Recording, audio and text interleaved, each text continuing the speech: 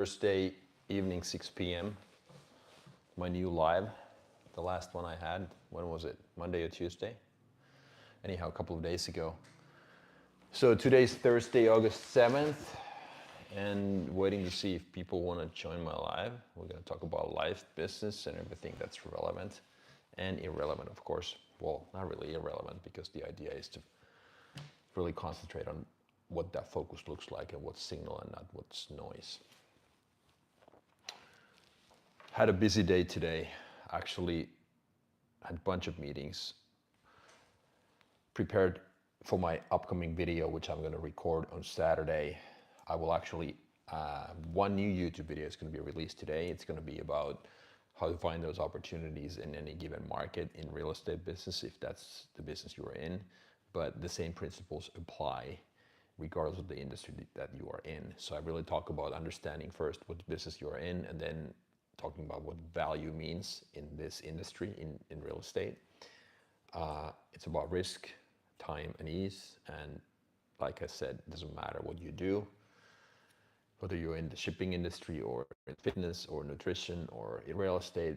Value is a universal thing that every particular business owner needs to understand before trying to sell anything to our target customers.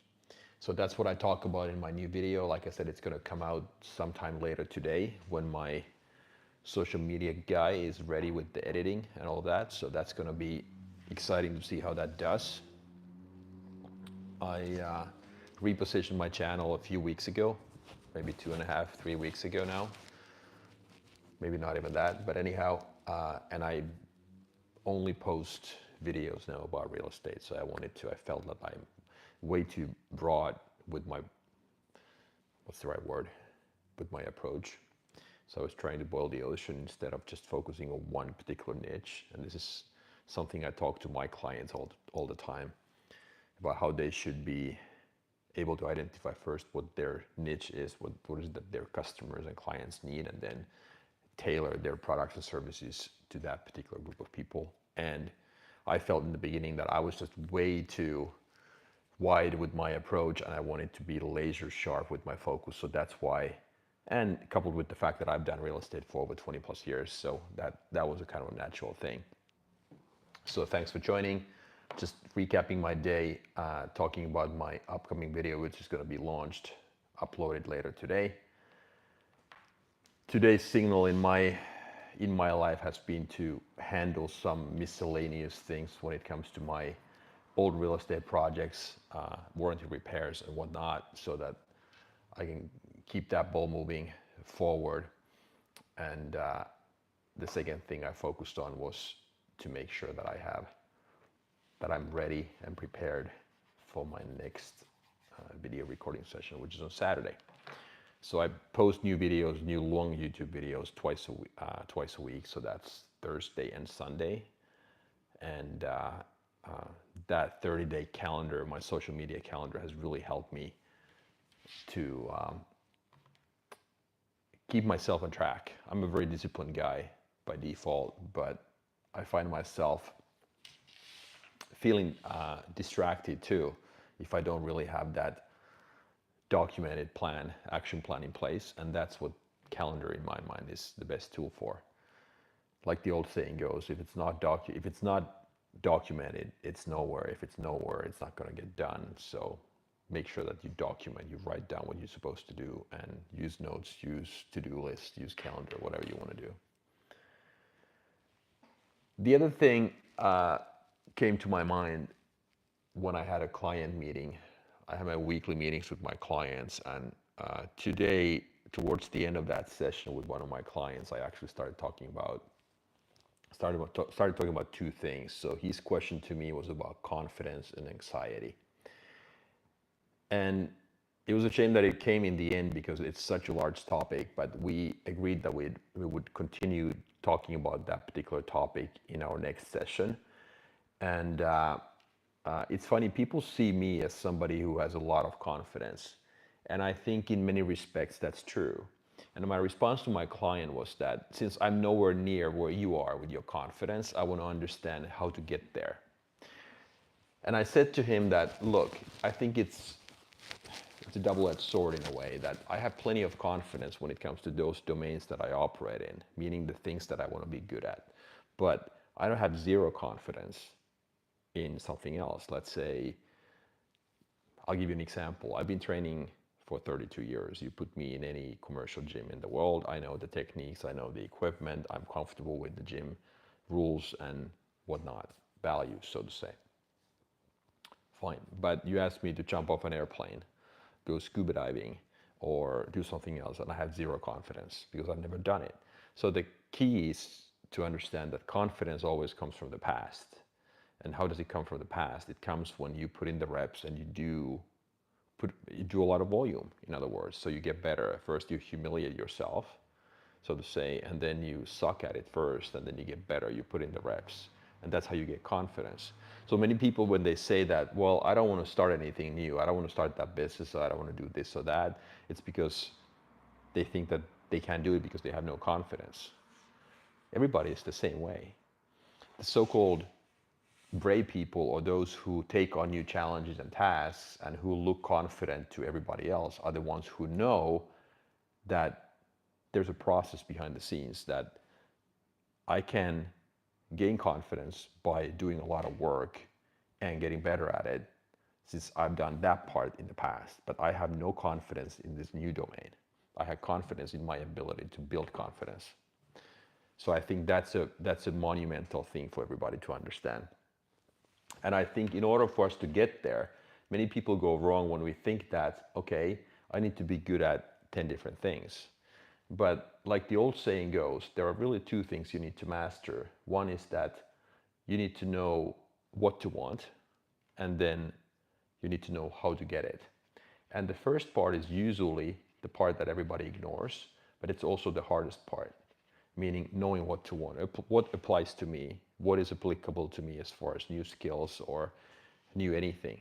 So I think that's something that people should be more aware of, that focus on understanding what applies to you, because you don't need to be good at being a handyman and a car mechanic and a software developer and a project manager and a CEO of your company. That's impossible. So pick your battles. What is it you want to be good at? Know what to want first, and then you can say comfortably no to everything else. And you don't need any confidence in those domains. If you ask me to hang a lot of paintings and patch up the walls and install the baseboards or whatnot, paint that door, I would have no confidence, and I have no really willingness to get good at it either. So I'm comfortable with the fact that I will never have confidence in that skill, in that particular skill or craft. But I think many people who haven't done the work with themselves, meaning they are not self-aware as far as what applies to them, they can't really get there because they feel that they're always lacking that extra mile or extra inch when it comes to the confidence. So that's just what I've been thinking about a lot lately.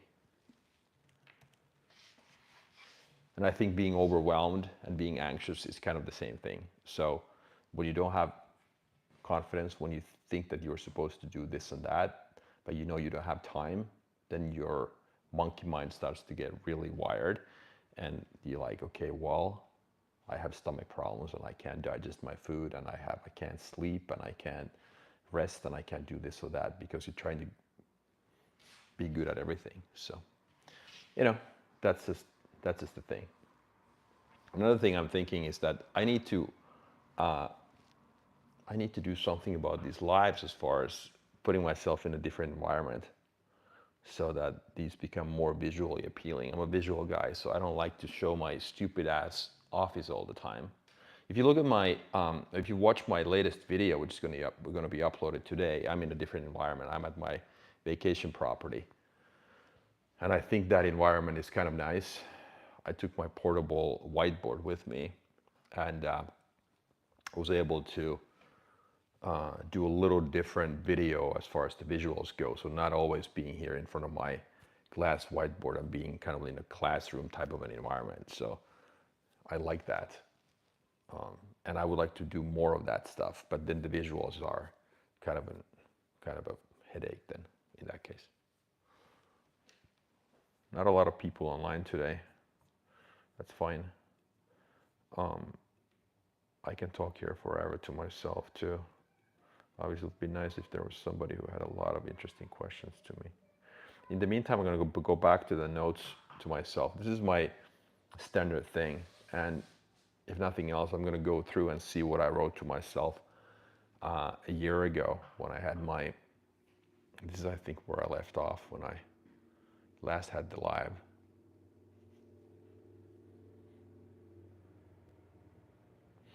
Here's what I wrote on June 15, 2024, so a little over a year ago. I think I mentioned this already, but are you willing to go to zero? In practice, are you willing to not make any money for 5 years? Not put myself out of business, but fuck myself up for a good 5 years. What do I mean by this? This is the conversation I had with myself a little over a year ago when I started my new business. So I knew that it would take me roughly, I don't know, 5 years to maybe build a brand and launch this new business. Not to make money, but really get to a level where I'm comfortable with the business. And that's why I had to be super realistic and comfortable with the idea that, okay, am I willing to go back to zero? So this is my third time starting from scratch as an entrepreneur, and every time has been harder and harder. And the third time, actually, even though you would think that it gets easier, but I think if you pick bigger battles, more challenging tasks, it can be the opposite, which has been the case with me. But I've always been the type of guy who loves challenges, so I want to see how good I can truly be and what my capacity looks like and how much I can improve. So that's why I did it. So to all the kids out there, want to be entrepreneurs? Do you want to make money, start a business, wondering what to do? This is a good way to test your love for the game.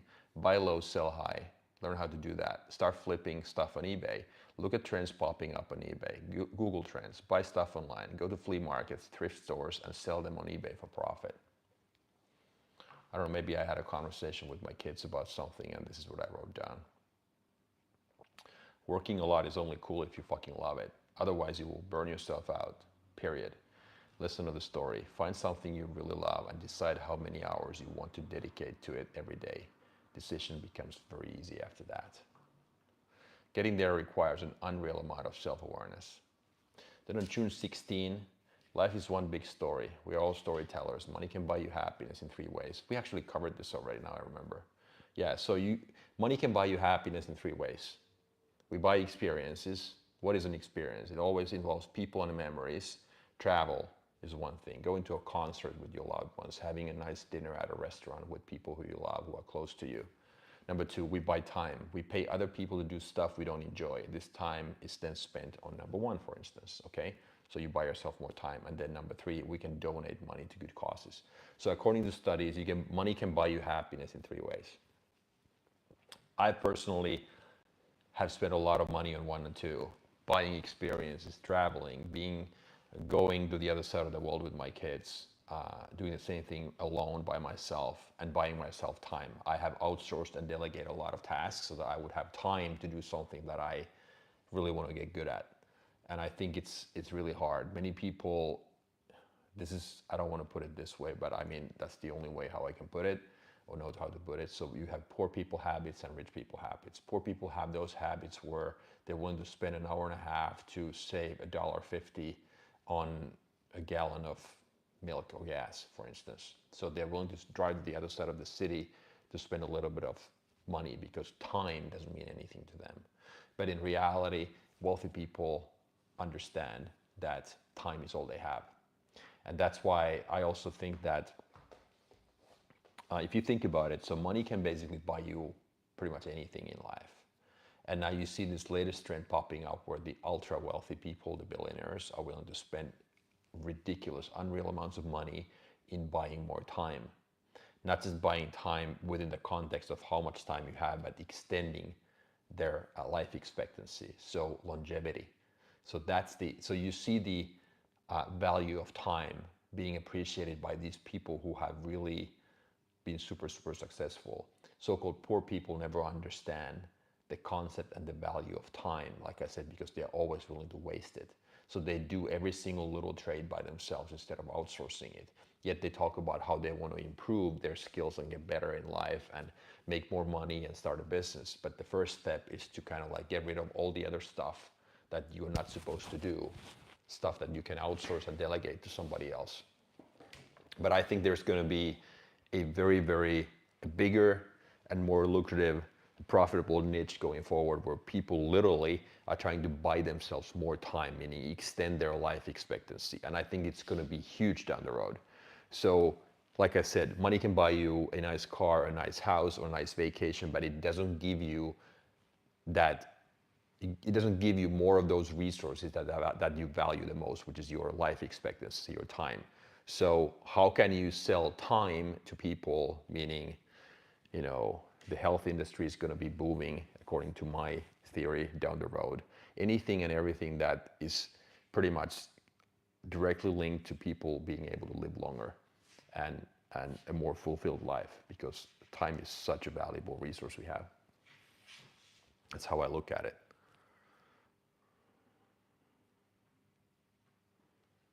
Don't fall like a cheap chair. Stick to your principles and have conviction. Stop wasting energy convincing others how things should be. Instead, focus all your energy on having unwavering conviction in your principles. You will never regret going all in on your beliefs. Then I wrote myself to put, I don't know what this is related to, but Instagram story idea. State the facts, tell the truth. Stick to your identity and own brand. It might take you longer to get where you want to go, but people will have no doubt who you are in the end. Many people have told me that my message is all over the place. I post workout videos, then I show something personal about me and my daughter, and the next minute I might talk about business. Would I be better off having a more narrow niche and focus rather than being all over the place with my posts? That's an interesting conversation still today. Here's how I look at it. So my YouTube, I did the exact, opposite, but here I was kind of contemplating between two different ideas.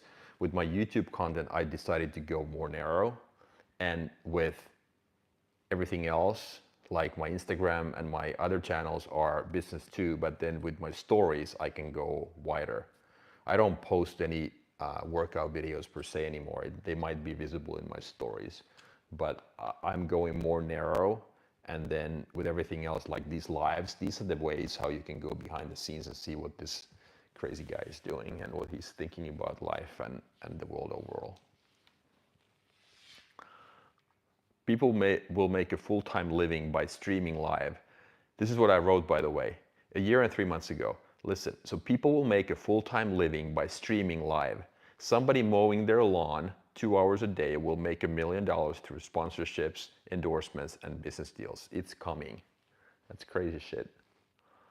And now I'm doing this. Well, I'm not making $1 million a year, streaming full-time, trying my best to stream something and then post a lot of videos, or content, I should say. Yeah, interesting to see how this shapes up. We had a conversation in one of my previous lives about how some of the most popular content creators nowadays are those people who actually do lives. So it's funny how it goes, but I think it makes sense. So unedited, everything is so scripted nowadays, and there's all kinds of tools and apps all the time about how to edit the videos, how to make them look better, and how to kind of like get the hook right, and your message and the call to action in the end. It's all like so scripted and standardized, and it gets easier and easier. So it makes sense actually, and I think this came from a video that I watched back in the day. I think it was Gary Vaynerchuk, actually, now that I remember it, when he was talking about stuff like that, because he's been a big supporter or guy promoting lives, and I think he's still doing it himself. But if you think about it, it makes perfect sense. So, at least I would want to see somebody talking about their day and stuff rather than like having a very well scripted thing, assuming, of course, that that unedited piece, that live, so to say, still adds value and brings something that I appreciate. But I don't know. I think it makes sense so that people see the real deal, state the facts, tell the truth, and that way That way, it's kind of like that behind the scenes content. I mean, my notes to myself, this is funny. These are all over the place. I'm going through them, by the way, to those of you who are online. I enjoy this. This is my journal that I do. This is my daily habit. So I go back to my old notes to myself. I reread them and I try to apply these into today's world and kind of like see how they are relevant. And every time I do that, I get more out of this. It's funny how it works. It's been such a huge productivity tool for me. Okay, listen to this one. There are people, this is what I wrote. This is based on my personal experience, and I can share more of that later. There are people who live to be disappointed. Yes, they wait for mistakes. They're satisfied so that they can get disappointed, show their emotions, ultimately get the attention they want. They wait for other people's mistakes and take them personally. It always has to do with deep insecurity. These people want nothing but attention and it never fucking ends. They always ignore all the positives and focus on that one negative to make the whole story out of it. They usually deal with childhood trauma, lack of attention or love from parents. They expect other people to fill this void in their life. This results in behavior where their happiness is always dependent on other people's actions. These people label this deep need for attention under respect, correct behavior, providing security, or being polite. Don't fall for that shit. It's always related to deep insecurity in life. Deep insecurity can never be satisfied by anyone else but the person. Okay, so why did I write this? I actually went through, this is one of those, I mean, real talk. I went through a very difficult breakup 3 years ago. And every now and then I find myself still not reliving that, but like going back to those learnings. And I think in that particular case, without going into more details, but I can just say that there's a reason why people fall in love or why they connect. And I think that opposites attract each other is very true. So in my case with this person, her deep insecurity and my, I would call deep and strong willingness to fix were a perfect match, like a magnet, you know what I mean? So those people who outsource always their problems, it's always about, it's like always the index finger, never a thumb, meaning it's everybody else's fault but mine. And then when you are that type of a person, and then when you're very good at art, articulating your problems and telling stories so that the other person is always responsible, at least in their eyes. So then me as a person, I was that guy who always wanted to fix everything because I didn't want to, I guess, see anybody upset, or I was uncomfortable with I guess I felt that I was responsible for that other person's feelings too, as crazy as it sounds. So anyhow, it ended up being a very dramatic 5-year relationship that, gave me so many learnings. I learned so much and I'm very grateful in the end. But the reason why I have a lot of these notes to myself on my, in my chat, in my WhatsApp chat with myself, is because of that stuff. So I relive those moments and I kind of go back and try to reflect every now and then so that I would not make the same mistakes. But deep insecurity. When people show you their true colors, believe them the first time. It never ends. It never changes, I'm sorry. Then I wrote to myself, okay, note to self, I need an office where I can concentrate. Can't do this from home anymore. So apparently a year, I guess I got this office like roughly a year ago. So up until then, I worked from home. So, and I guess I felt that my concentration level wasn't where it was supposed to be. So I date different people to see what I like. It's like making your most important hire in life. Sometimes you interview 800 people to find the right one. Why the fuck did I expect to find anyone at first or 10th go? This is the most important decision I ever make. Choose wisely and take your time. Funny. Yeah, I've taken my time. About partner selection. I don't know if it hits home with anybody out there. I don't know how old you guys are, but about partner selection. If you had to choose a person to continue a company for you or someone who would replace you as the father to your kids, how many people would you interview? 5, 10, 500? Choosing a partner is the most important decision in your life. People settle with something or someone and then complain they are not happy. Did you interview many people? and where? In your own zip code, postal code, or city only? Put things into perspective. There are executives who have interviewed 800 people for a role and then found what they were looking for. That's interesting. I've tried to do this with people. I'm not looking for a partner. I'm single now. I'm not looking for a partner, and this is not an ad to start dating in any way, but I'm curious to see what people have to offer. I'm really passionate about connecting and having conversations with like-minded people. I wouldn't call it partner selection. I would call it connecting the dots and understanding the big picture. But it's been something I've been doing in the last 3 years a lot.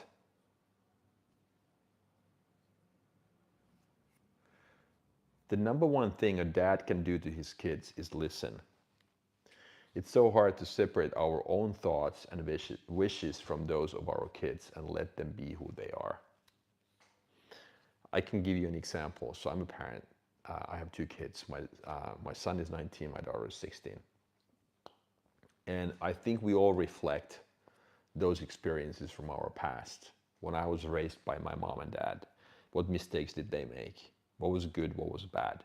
And then I use those examples. They are so fresh in my mind, like they were yesterday, that I always reflect back and like mirror against everything against those experiences. And I think this is what I meant with that comment, that when we become parents, then we like start thinking about the quote unquote mistakes our parents made, and our number one focus becomes just avoid, it's just to avoid those mistakes that our parents made.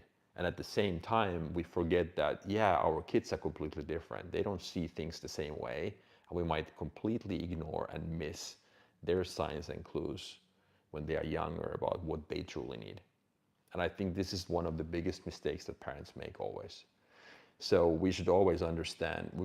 And the hardest part is that the kids, when they are 10, when they are 8, 6, whatever, they don't know how to communicate. They can't analyze their feelings. You have to be smart enough to understand why is it they behave that way, and what is it that they might need and what not.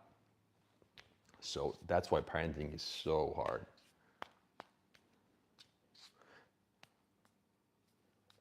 We are all A+ students in something and B, C, and D students in something else. The problem is when we get stuck in that A+ subject for too long and the world around us changes so fast. There's this saying that we never question, I don't know how this goes, but something like this. So we never question our strongest principles, and those are the principles that we should question. You know what I mean? So it's like we are so dead set on certain things in our life, those key values, and then everything else we're willing to question all the time. But it's probably those very same values, the deep principles and the strongest principles, that we actually should be questioning more than anything else. Because that thing is hard, and that's the stuff that we are avoiding. And if you think about, at least in my life, one of the biggest and most important principles I try to follow is that ask yourself often what feels hard and what is it that you're avoiding, and usually the answer is right there.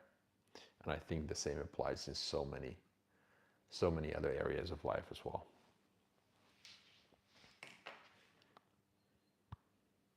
The history of the last 50 years of business has proven that you will go out of business if you hold on to yesterday, over romance tomorrow, and you underestimate today.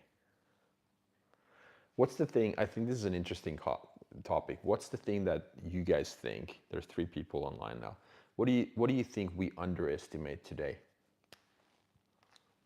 If we tend to hold on to yesterday, over romanticize, how do you pronounce that? Over romance tomorrow, and you underestimate today.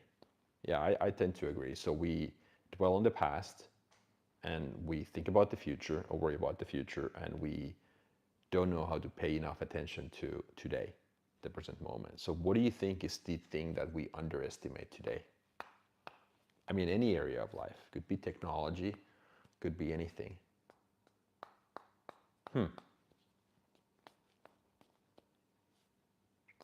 So here's another this is from the marketing perspective. Companies do print ads, companies do print and TV ads on the other end, fantasize about future metaverse on the other end, but ignore today's opportunity. And I think the biggest opportunity in today's advertising and marketing world is social media by far.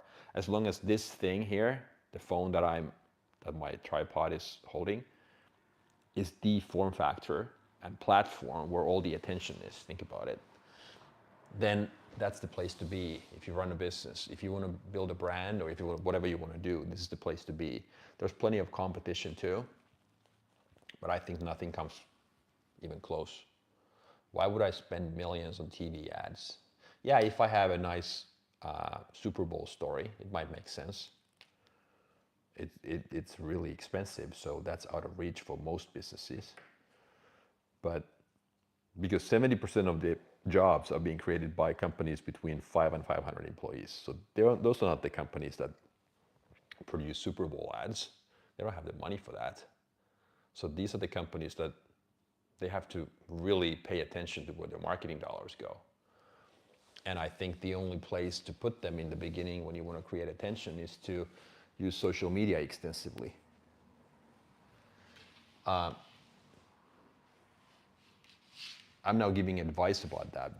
I started literally a year and a half ago, but before that, I intentionally wanted to be nowhere. It took me a year. I'll give you an example. It took me a year. This is how fear dictates what we do.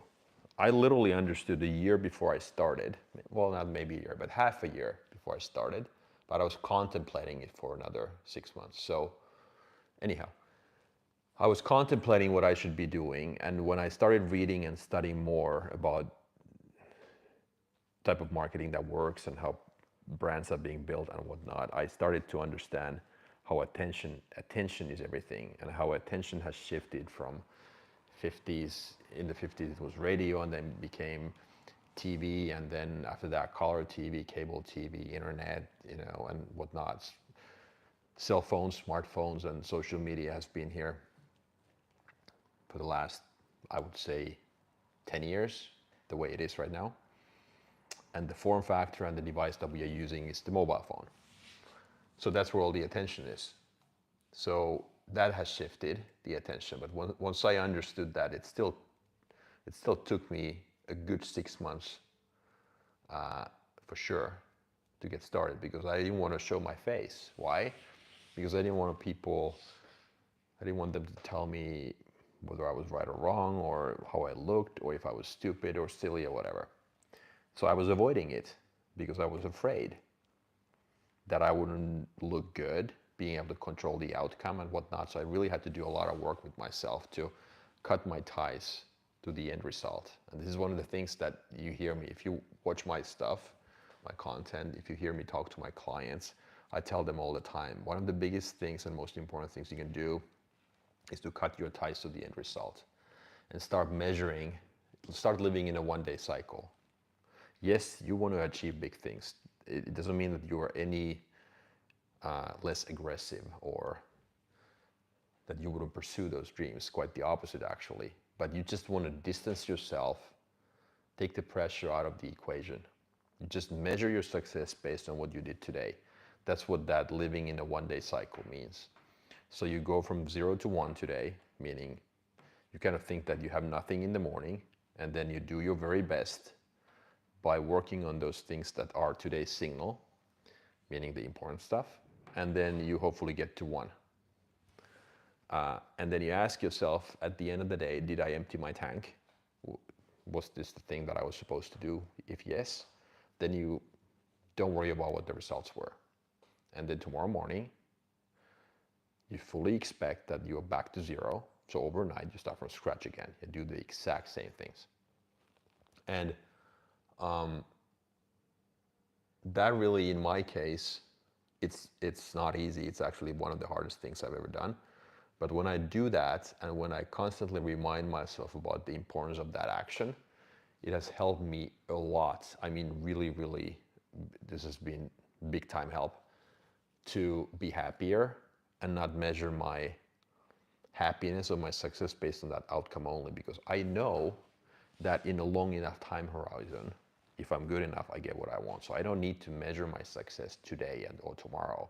I just know that down the road, whether it's a year, 5 or 10, just, I will always get what I deserve. So that requires a lot of long-term thinking, understanding that the shiny object syndrome is real, and just enjoying the grind. Because if you hate what you do, you can't do what I just described. So anyhow, me lecturing again about the stuff. This is just so close to my heart that I just want to, I guess, like spread the information out. So yeah, so June 18. I had been, it's funny, since I've always said, state the facts, tell the truth. There's one person online. Maybe somebody's going to watch the recording after the facts. I mentioned dating. Okay, so here's what I wrote. This is not all about business, by the way. Setback with women. I don't want to name a name here, so there's somebody's name here. Thought she was my kind of woman, but I guess there were enough early warning signs before we even met. My intuition, I guess, was right again. So moving on, at least I get plenty of practice with people. I don't make this easy for myself. I just push and test myself like there's no tomorrow. Yeah. So it's funny. So literally, I guess I had met somebody. Yeah, I know who this is, but I'm not going to say any names here. But so it's funny. So intuition is always right. So in the past, I wasn't very good at, well, I was always very good at understanding what my intuition said, but I wasn't very good at listening to it. So I've got a lot better at that. So, and again, the reason why I guess wrote this to myself was that if there were quote unquote early warning signs, or there were, my intuition said something, why did I even saw the person the second time, or whatever ended up happening here? So I think it's just because many people, when the going gets tough, we relax the requirements, so to say, whether it's people or your business. In business, it would be the same as me having a startup and I want to grow it, but nothing seems to be working. If I wanted to relax the requirements, or just like, I don't know, kind of think that there must be an easier way, then I would hop onto another opportunity. So I would start suffering from the shiny object syndrome, or try to justify to myself why this is not worth my time anymore or whatnot. So I guess my point is that giving up is never the answer. It's just like keep your bar where it's supposed to be, and then just like when it comes to people, if you don't find anybody that meets your criteria, then you keep looking. That's it. It's hard. Yeah, at least I get plenty of practice. So glass is always half full. The next entry I have from the following day, so June 19. Emotional intelligence. I wrote about that. So emotional intelligence is sometimes about bedside manners, therapy, deep conversations, caring. It's not only about pragmatic business stuff and numbers. I've always been considered serious. People have said I'm tough but fair, but deep down the reason why I wanted to stay small in headcount was the fact that my emotional humility wasn't there to support a larger headcount. This is about being very self-aware. What I wrote was that my emotional humility, people see me as tough but fair, serious sometimes. This is from my corporate days, when I had a semi-large team to manage. But I guess I concluded that after my corporate days, I wanted to keep my businesses relatively small in headcount, so that I would not get dragged into that kind of like, what do you want to call it, drama that comes along with growth. And that requires a lot of emotional intelligence, a lot of bandwidth. So it's one of those things that that is very burdensome if you don't know how to do it. Leadership is hard. Any questions, by the way?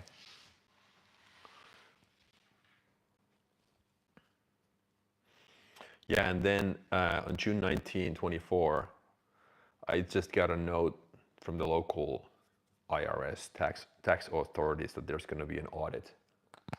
Yeah, I was audited last year. Ended up paying 35,000 in back taxes. Not good. That was that was that was not a good thing. Anyhow, another epic story. The only way how you can look at it to keep your sanity as an entrepreneur. Some people say that the definition of entrepreneurship is half delusional, half optimistic. That the way you should look at it is that you get punched in the mouth daily, and your job is to wake up tomorrow morning willing to do it all over and feeling excited. I think that's perfect. I think that's exactly what it is. You get punched in the face constantly, and like Mike Tyson says, everybody has a plan until they get punched in the mouth or something like that. And I think that's what entrepreneurship is. So if you really hate losing, don't even consider starting, because you're gonna get, like I said, literally punched in the face constantly, all the time. But the good thing is that you get to learn, if you stay in the game long enough, you get to learn how to enjoy that adversity. And I think that's what life is all about. I just had a conversation with somebody about the purpose of life, and she told me that she's lived her life in a way that it's kind of fun and easy. And I said, I agree 50%. I think life should be fun, but I don't think it should always be easy, because if it's easy, then you're always in your comfort zone. And it can be fun, hard can be fun. Adversity can be fun if you get comfortable with the uncomfortable. If you learn how to enjoy the hard times. And this took me 45, 46 years to learn. I was the worst at this, literally. Nobody can be worse than me. So if I was able to get better at this and actually understand that it's a blessing to have adversity, challenges, that if you get audited and you have to pay back 35 or 37,000, what I had to pay back in taxes that year, it's a good thing. Why? Because you learn. Because you know that if you made those mistakes, you really live your life to the fullest, and then you gotta be willing to deal with the consequences and pay the price, and that's how I looked at it. So I learned something. I can be better, and it's another epic story. So I'm not collecting desired outcomes only. I'm actually collecting stories, those epic stories, because I probably learn more when I have that epic story and not the desired outcome. In the past, I wouldn't have even mentioned this, to be perfectly honest, that I lost that much money or like had to pay that back that much. But now it's like I don't care. I mean, care, of course. I would have liked to keep that. You know, it would have been nice to have that money in my bank account, but you know, now I don't have it. So nobody died, nobody got sick. So ultimately, it does not matter. What's the worst thing that can happen? Let's play it out. Okay, so I have to pay another 37. Maybe I run out of money. Maybe I need to sell something. Maybe am I going to be homeless? Am I going to be without food? Are my kids going to die? What's going to happen? Great content. Quick question. What's your strategy to keep focused through all the many ups and downs? Is it just focusing on the now, or is there more to it? Yeah, good question. There are many elements to this. So how do I stay focused? What's your strategy? What are your actions to stay focused through all those ups and downs? Is it just focusing on the now? So one big part of it is focusing on now. So I don't know if you heard this, but I mentioned that chronologically, there are three stages or three phases in your life. There's past, there's present, and future. The better you are at disconnecting your thoughts from the past and from the future and just focusing on the present moment, the happier you are, the more focused you are. Literally, that's one of the biggest things, okay? Because that's the only thing you have. Most of us, I think, spend 90% of our time dwelling on the past or worrying about the future. So we are never living in the present moment. And this particular moment goes by like this. The only thing I have right now, if you think about it, is this live. That's all I have. I have nothing else. I don't know if I'm gonna die when I walk down the stairs to my car, if I'm gonna get hit by a bus or whatever. I hope not, knock on wood, but it's possible. So that's all I have. So learn how to appreciate the current moment, the present moment. My tool for that, you always need tools. You can't just like decide that I do it, but you need to have something that triggers that part of your brain. The best thing that works for me is that I started my gratitude journal. I started literally writing down 3 things that I'm grateful for. That automatically takes your thoughts back to the present moment. What is good in my life? And the only rule is this. There are 2 rules. You have to list 3 things every day, and they cannot be the same as yesterday or the day before. So you have to come up with new stuff. Today it could be as little as, I'm really grateful that I have 1, 2, 3, 4, 5 markers on my desk. Because I could have none, and then I wouldn't have anything to draw with. Or that I get to be in this office and it's warm and it doesn't rain and it's like I have food in the fridge when I go home. Or I have tap water, I have hot water when I take a shower. The things that people, I mean, our happiness is ultimately not, it's not related to material things. We have to have those basic things fulfilled. Okay, but back to your questions. Back to your question, how do I stay focused? Another big thing in my life, I'm going to mention 3. So the first one is this past, present, future. The second one is my way to constantly motivate myself. So ask myself today, what is that I need to do today in order to not have any regrets when I'm 90? Meaning, what actions do I need to take now so that I can be comfortable in my own skin when I'm 90? So literally put myself in my deathbed moment and say, okay, am I going to regret that at 90 if I don't do it now? If you know yourself well, you are self-aware, you have connection with your intuition, you know the answer. And then it might be really hard, but you just have to do it. The other thing, how I stay focused, one of my latest and probably the most productive thing is that you separate signal from noise. Every morning when you wake up, that's what I meant by saying you live in this 1-day cycle. So ask yourself today, tomorrow morning when you wake up, what's that one thing or what are those 2 things that I need to do today in order to move the ball forward the most? And if you, again, know yourself, you know what you're trying to achieve, you are able to list those 2 things, max 3, and everything else is noise. Then you learn how to say no. Keep saying no. And the first thing you do is that you take care of those 2 or 3 things. Every day you reset your mind. It's like living in that 1-day cycle. It's like, okay, that's how you stay focused, because you just ultimately understand what is it that I need to do now so that that one thing moves the ball forward the most. I'll give you an example from my life. Tomorrow, what I'm going to say is that, I haven't thought about it, but I'll do it now. So tomorrow is Friday. Okay. So what I need to do tomorrow is that I need to finalize my script for Saturday. I need to be able to put together my next long YouTube video script so that my editor, my content manager is able to give me feedback regarding the hook, the content, and the CTA so that I'm ready to record on Friday. I need to be able to finalize my script on Friday. That's my signal. Everything else is just noise. Okay? Today, my signal was take care of some of the warranty issues I had with my construction business, and then have a bunch of meetings like that. That's it. You might have like 15 different things, pay these bills, like listen to customers complain. That's just normal. But understanding what signal is huge, and then the rest is just noise. That's all. I mean, you just basically ignore it or push it back.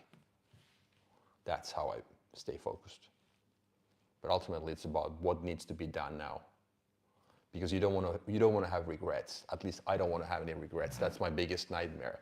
That I wake up when I'm out of time. All of a sudden I'm going to see a doctor and he's like, okay, well, sorry, you don't have time anymore. It's like we found this terminal cancer tumor thing, whatever, in your body, and it's like game over.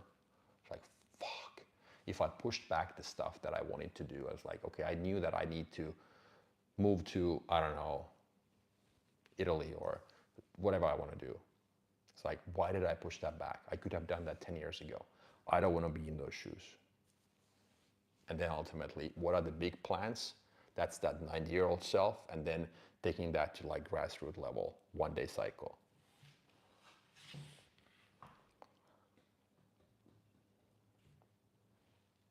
Did I answer your question? Hopefully.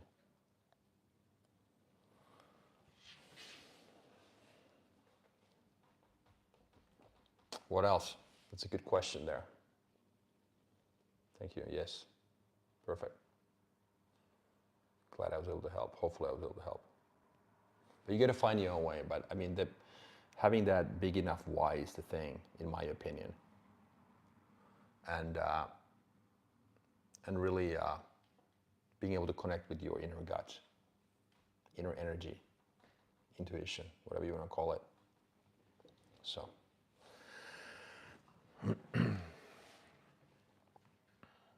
Let me go back. Yeah, we talked about a lot of stuff today already. Some relationship stuff for the first time.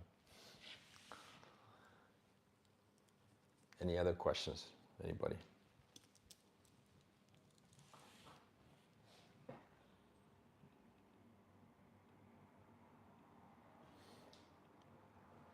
Okay, listen to this. Giving is always scary no matter how much you have. If you work really hard on something, part of you will always want to monetize it. You want something back. That's why delayed gratification is so hard. Give, but give value. Results will follow. The customers will be 1% of the people you advertise to, but the 99% will make your reputation. Think about it. Your free stuff will determine your reputation, how good you are. Yeah, when you advertise, 1% might, or 0.1% will become your customers. But the rest, the 90%, 99%, the 99.9%, these are the people who will make your reputation, determine how good you are. So it's your free stuff. So I mean, most of these, I don't know if these people who participate in my vertical lives or these live chats ever become my customers, but my clients. And that's fine. I don't actually expect that. I'm here to just help if I can, believe it or not. But this is my so-called free stuff. Well, all my videos are my free stuff. So I guess if those add value, that determines my reputation. And then that determines what your customers will ultimately see, because somebody's going to give you a 5-star review or think that you're a good person, you add value, and then the ones who pay your bills in the end will become your clients, then they see that. And I think that's the way it works. So I think many people are afraid to give everything away. And I look at it this way: give away the info, sell the implementation. So, I mean, everything that I talk about, this is nothing new. It's just I just added my twist to it, how they apply to me and how they have been useful in my life. And then I come and tell you about it. And all my videos, if you see all my videos, there's nothing new. I mean, all that stuff has been out there. It's basically repackaged based on how I look at it, how I have lived through those things. So the information is all out there, but I think what makes the information unique is the person who presents that, the person who packages that. And then after that, people want the implementation. I mean, everybody's smart enough. We all have the tools to use the internet, ChatGPT or whatever, and get everything out of it, all the info. But then how do I apply that? Meaning that's the implementation part. So if you are selling services, whatever, I mean, I don't think you should, just my view, but I don't think you should be afraid of telling people what you know, like just quote unquote revealing all your secrets. Just go ahead and do it. Because, I mean, that information is nothing. It's the implementation, your ability to hold somebody accountable and, give them that solution to them in that way, in the way they want it,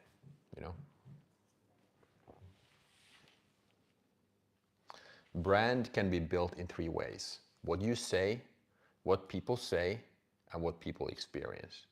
1 and 2 are advertising, 3 is product. So one more time: brand can be built in 3 ways. 1, what you say, meaning what you are claiming is true. 2, what people say. And 3, what people experience. So 1 and 2 are advertising. So what I say and what people say, that's one form of advertising. And what people experience, that's the product.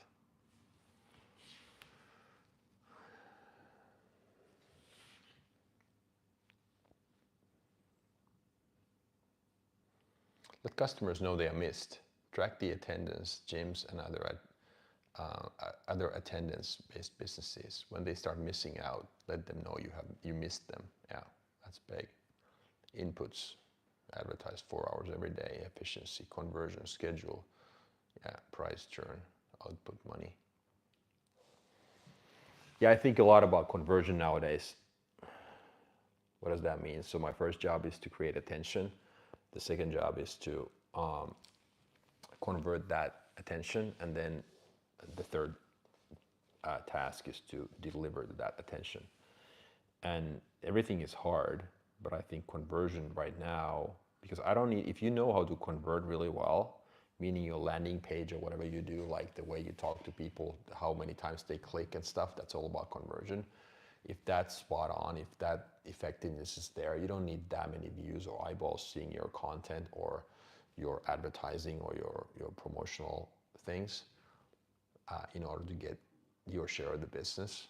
So I've been trying to focus on conversion a lot, but of course I'm still a rookie with this stuff as far as the services business go. So because my past experience is so much related to completely other stuff, completely, so different than what I do right now. So this is one big learning journey for me as far as how to create attention in the digital world, and then how to convert that. So I'm just like drinking from a fire hose.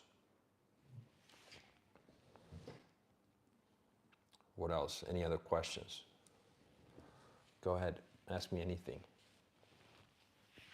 I will always answer, I promise you that. I won't give you any names. I won't get myself into any kind of trouble with people's personality or identity, but everything else I will respond to.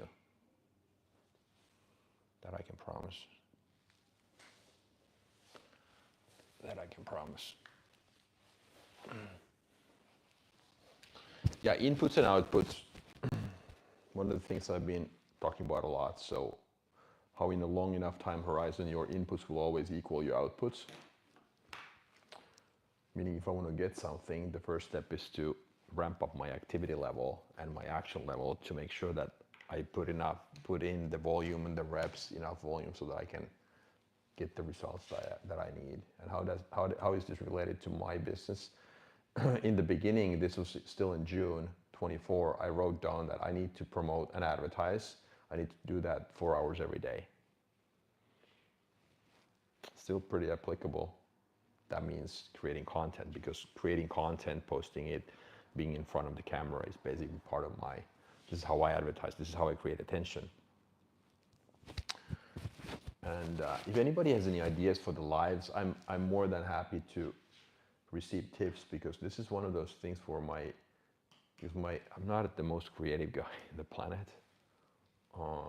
So sometimes it's just too close to yourself. I mean, I would love to do something like these lives in a different environment and all that, but we'll see how that goes going forward. Oh, there. Do you operate in Uganda too? We have a lot of lucrative property here. No, I don't. I try to stay local. Real estate is a local game to me.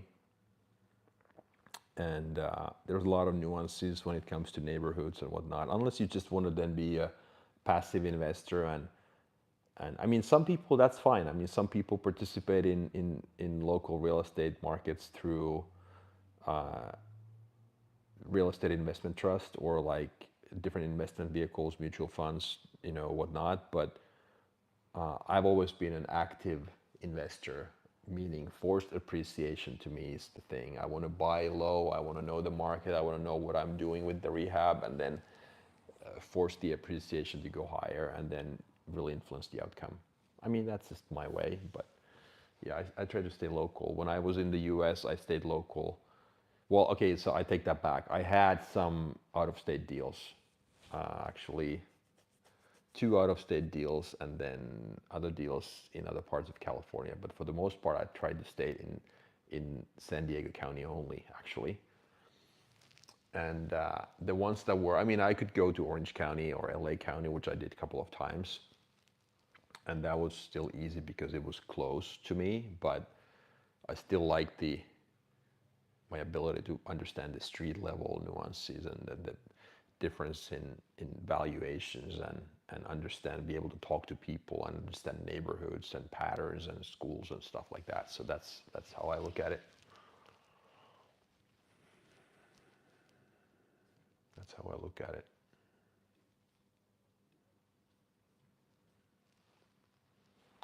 What else is going on? I'm gonna wait for a little bit, then if not, then I'm gonna go eat. Still gotta go to the grocery store today, and I'm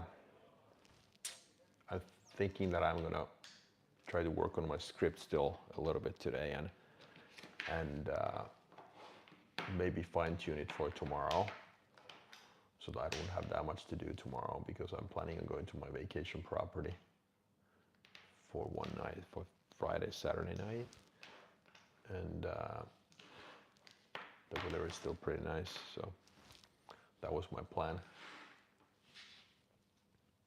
for the weekend. But yeah, could you highlight the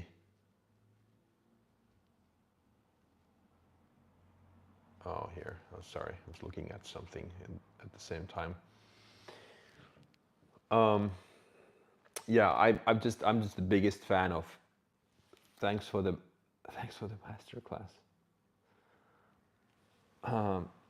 You're welcome. And anytime, if you want to reach out, I mean, like I said, I mean, I'm honestly, I mean, there's only 2 of you online, but still, if those people watching this after the fact, I honestly look at this from the perspective of give. So call me naive, call me, I don't know, call me stupid, whatever you want to call me, but I really want to provide value. So if anybody wants to chat, you know, you want to hop on a call with me, in every video that I make, I mentioned that I offer these free strategy calls. So if you want to have a 30-minute private slot, chat with me. If you think that adds value, just reach out. We'll do that. And I'm not going to sell anything to you. You know, just like point blank. Yeah, just take the time. Use advantage of it. Or take advantage of it. Use it. Somebody's giving it to you. Use it useful. You don't have to, of course, but if you think you get something out of it, a different perspective, fine. And then I won't be bothering you. You won't start getting emails from me. I guarantee you this. I'm not going to start pitching different things. I mean, it's just how I do it. Because I think that in the long term, when I'm genuine to myself, when I state the facts, when I tell the truth, and people see what I am, you know, then you know the right people will connect with me. If not, then just that's it. Then I just realized that I mean I wasn't good enough, or I wasn't able to add value. You know, at least I get to find out. So, how do we reach out? Using YouTube. You can send me an email. You can go to my website. Watch any of my videos. Now you're on my channel. The easiest way for you to reach out is to look at any of my last videos. For instance, there's a link where you could look at the description part, the comment section, where the description of the video is. You know what I'm talking about. There's a link there to my website. It takes you to my landing page, and then there's like a link, a button you click, like book a free strategy. I'll show you what it looks like. Here's how it looks like. Okay, so when you go watch any of my videos, and then you click on the link, it takes you to my home page. And this is like, there's a one-pager here. And then you click here. See, this blue here, book your free scaling strategy call. Here, then it takes you to my Google Calendar. Right here, choose time slot. Then you click on one. You don't even have to, it's probably then asking you to put in your name and email or whatever. Or then you can just go to my, let me see here. I should know this obviously, but I'm assuming if you go to my YouTube channel, view your channel. Yeah, even on my channel, there's a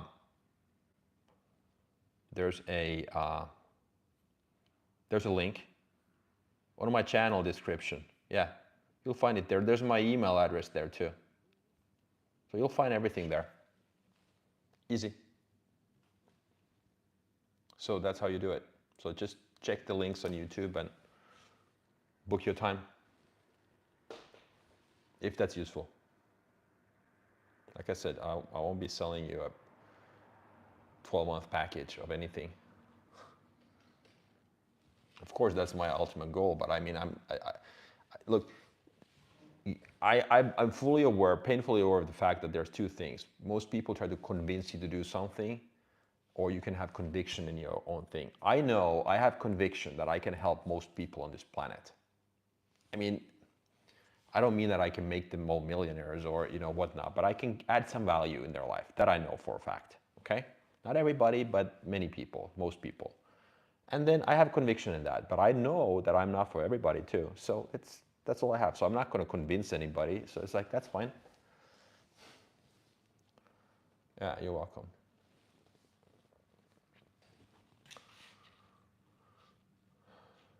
But like I said, I have a lot of, I'm comfortable with the fact, and I have a lot of inner peace that with the idea that I always get what I deserve. If I'm good enough, I will get what I deserve. I need to work hard and smart. That's a given, of course. That's what I already do. That's what I'm planning on doing in the future. But why worry about it? If I don't make enough money, then I just have to either get better or just conclude that I never had it in me. But I mean, I have paying clients, so I have proof. I'm not trying to downplay myself, but I'm extremely realistic about this stuff, and I'm not trying to convince anybody. But enough of that. So,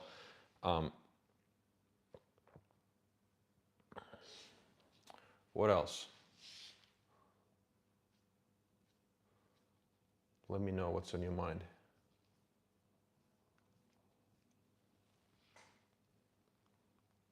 What can you provide? Vicky's asking. Oh, you mean as far as services go? So I'm coaching. I'm coaching.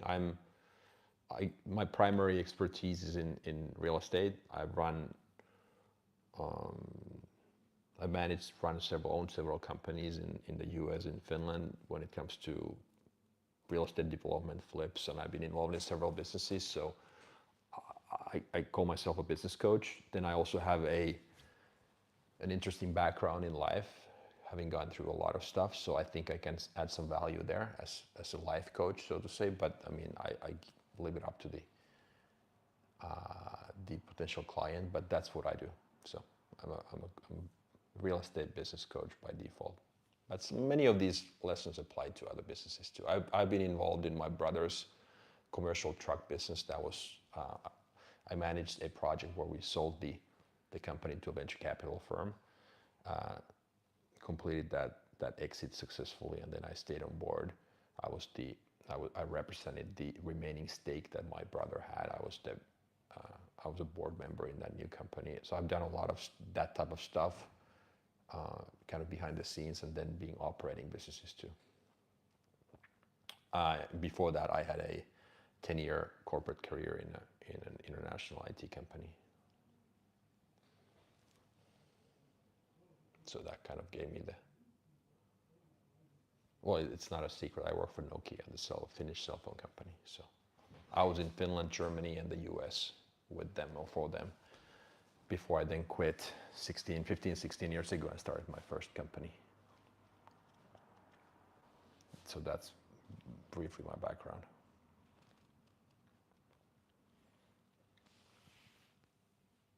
How much? Oh, you mean coaching services? It depends what you need. I would say that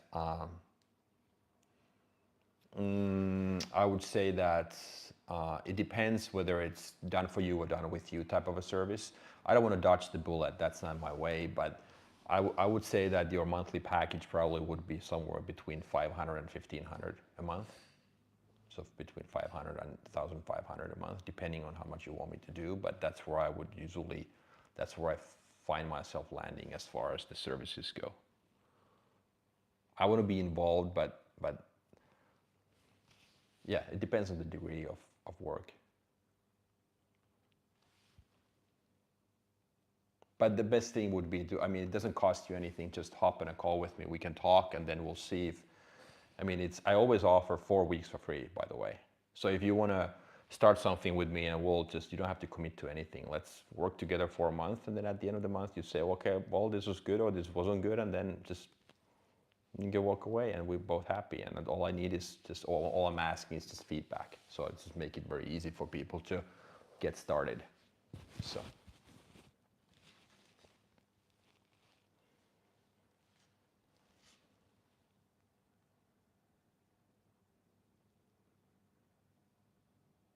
You need me, okay? Yeah. So just like who was the Nakam? Sorry if I mispronounced your Nakamiya. So same answer to you. So basically, if you want to reach out, go to my. I mean, since you already found found my profile on YouTube, so just go and check my profile there. The links, you can just click on that. Book a call or whatever. There's even my email there, so just reach out that way, and then we can catch up, and then we'll see. We can go from there. So that's that would be the easiest way, and then we'll book that 30-minute initial call, and then after that we'll start. If you think I can add some value, then we'll get going, and then we'll go from there. That's how I always do it. I try to meet with my clients. I want to meet with them once a week, always. So we usually have an hour video call, and in between calls, we usually exchange texts and emails and WhatsApp, and like go back and forth on simple things like the quick turnaround type things. So that's how I want to be involved so that I know what's going on. I have the finger on the pulse. Okay, sure, yeah.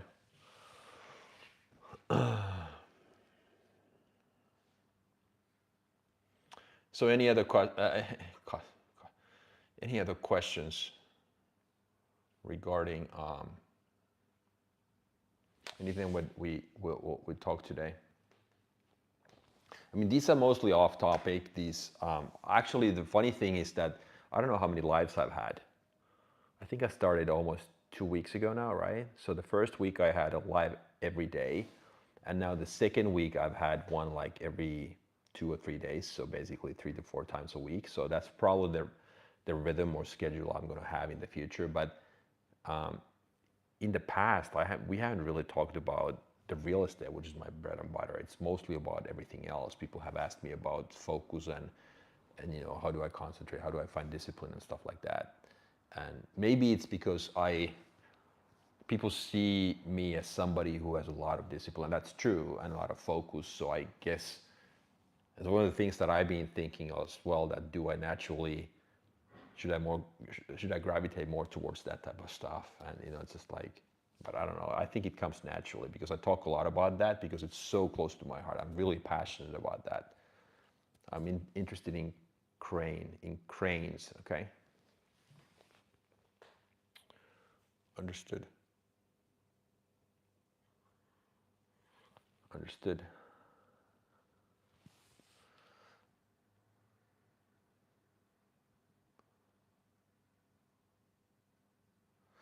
Yeah, the only things I don't really talk about are politics because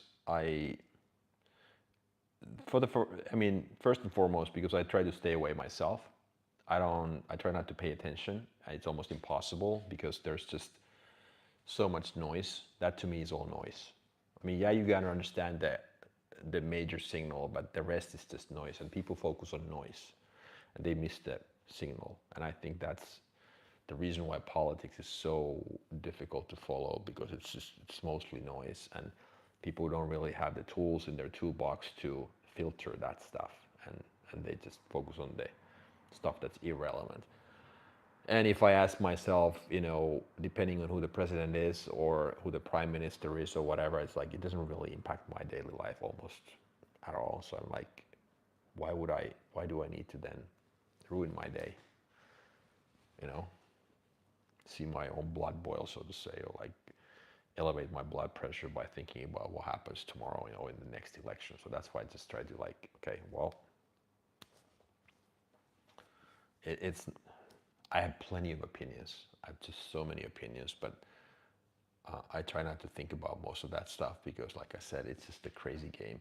Politics is okay. So one thing I say, politics is an example of a finite game. There are two kinds of games you can play in life: infinite games and finite games. And this is not my concept, by the way. I did not invent this. This is from Naval Ravikant. So if you haven't watched his content, I suggest you do. Depends on your worldview and whatnot, but he talks about two types of games. So there's like the infinite game is the type of game we should be playing. So think about it. So all the big decisions in life. Okay, so health, marriage, and all that stuff. So business. So if you're in business, your goal is to stay in business. So you don't think about quitting. You don't think about starting and stopping. Sometimes your only goal is to stay in the game. Infinite games are the games that never end. Your only goal is to keep playing. Okay? Finite games are the games where there needs to be a winner. So there needs to be a loser in order for there to be a winner. You know what I mean? So of course, sports is one thing. It's for entertainment. But politics, everybody's trying to convince people to vote their way. In order for them to gain votes, somebody else has to lose votes. Health, your goal is not to reach your peak beach body condition by next summer and then be done. No, I think your goal should be to find a way how to stay in the game, be healthy throughout life. See what I mean? Your goal is not to win in marriage, but your goal is to stay married. So that's why politics to me is a finite game. It ends. There's a stop cycle of 4 years or whatever, and I just try to stay away from that. So I look strong. Thank you. I'm not sure if I'm strong. I've been training for 32 years, so that's one of my big passions in life. So try to stay healthy. Try to stay fit.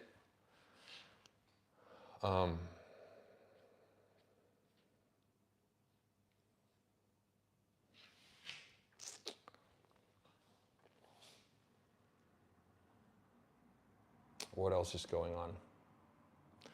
Go ahead, ask me a question. Otherwise, I gotta end this pretty soon. Pretty hungry. I need to go eat dinner and then still need to go to the grocery store today. That's, by the way, one thing. I talk about outsourcing and delegating tasks a lot. I'm terrible. I should get better at, why can't I order my groceries online? Why can't I just, put together a big list of groceries once a week and then just order them and have them delivered to my door? Instead of doing that, I find myself going to the store like once every 2 or 3 days. It's almost impossible for me to plan the week ahead, even though I'm a big planner. Explain this to me. So I'm like so strategic, so much into planning, put together a 30-day plan, but I can't just simply plan my groceries or the foods that I eat, even though I eat the same freaking foods every day. I guess you have limited capacity, or then I just haven't really put in the reps for that stuff ever. But this is one of those. How old are you? I'm 48. So I think that's one of those things that I haven't really been able to master at all. And every time but I think the reason why I haven't done it is that I actually, believe it or not, this might sound crazy, but I don't mind going to the grocery store. Why? Because I'm picky with my foods. Okay, so I'm like, I want to see the apples that I pick. I don't know if I would trust that internet person, whoever gets my shopping list and then goes and picks the worst looking apples or tomatoes. I don't know, maybe they don't do that, but I guess I just want to see what I eat, by being able to pick it myself. Plus, to me, I don't know, I'm passionate about foods, and maybe I don't mind going and just looking what's out there and whatnot. One of the best things when I travel, by the way, is to go to the local grocery stores in whatever country or city I go to and see what people buy and what's out there. I enjoy that. So maybe that's why I find myself going to grocery stores here at home too. And I think, I see people, I don't mind that. It's a social thing. I don't talk to anybody. Yeah, order online, save the time. That's right. But like I said, that's maybe the reason why I don't do it is that actually I don't mind it. You know what I mean? If I saw that as a problem, I should do it so that I would be able to save time and do what I talk about myself. So You know, time is the most valuable resource. With time, you get attention. With attention, you get focus. With focus, you get better, and then you can really, you know, get what you want. Yeah. But, you know, that's how I guess I look at it.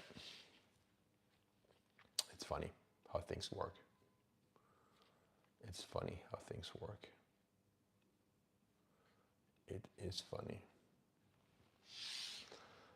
Okay, guys, I think that's it for today.